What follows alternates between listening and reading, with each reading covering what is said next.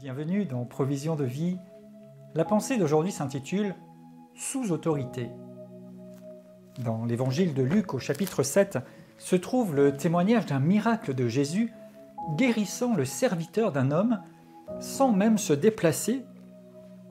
Il est dit que cet homme vint vers Jésus et lui demanda d'intervenir en faveur de son serviteur. Et il dira « Seigneur, ne prends pas cette peine, c'est-à-dire ne te déplace même pas pour venir jusqu'à moi, car je ne suis pas digne que tu entres sous mon toit. C'est aussi pour ça que je ne me suis pas cru digne d'aller en personne vers toi, mais dis seulement un mot, et mon serviteur sera guéri. Car moi qui suis soumis à des supérieurs, ou bien moi qui suis sous autorité, j'ai des soldats sous mes ordres. Je dis à l'un va, à l'autre viens, il vient. À mon serviteur fais cela et il le fait.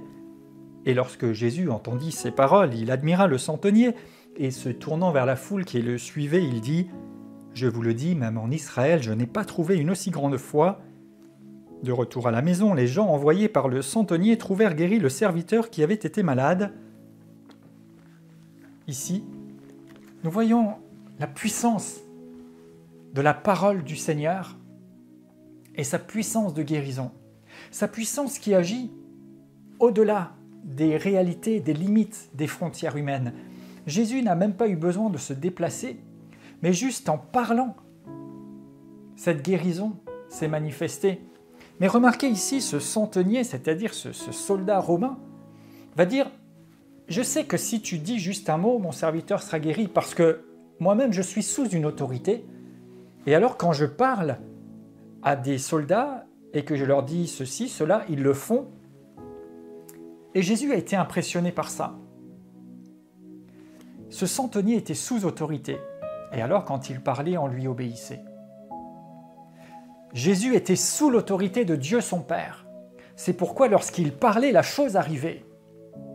Et vous, bien-aimés croyants en Jésus-Christ, vous qui lui avez consacré votre vie, qui êtes devenu un disciple du Seigneur, qui associez foi à sa parole, qui vivez dans une relation vivante avec lui, vous êtes sous l'autorité de Jésus.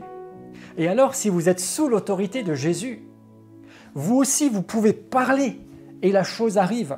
Vous pouvez déclarer et elle s'accomplit. Parce que vous êtes sous autorité et vous savez que les éléments vous obéissent parce que ce n'est pas seulement vous qui parlez, mais vous êtes sous autorité. Alors n'essayez pas seulement de faire, de dire, de déclarer, d'accomplir des choses par vous-même, mais déclarez sous autorité. Agissez sous autorité, recevant vos ordres du Seigneur, et tout s'accomplira. Je déclare au nom de Jésus que mes paroles se réalisent parce qu'elles sont inspirées de Dieu et que je suis sous autorité pour la guérison, la bénédiction, la solution dans ma vie, dans mon entourage et dans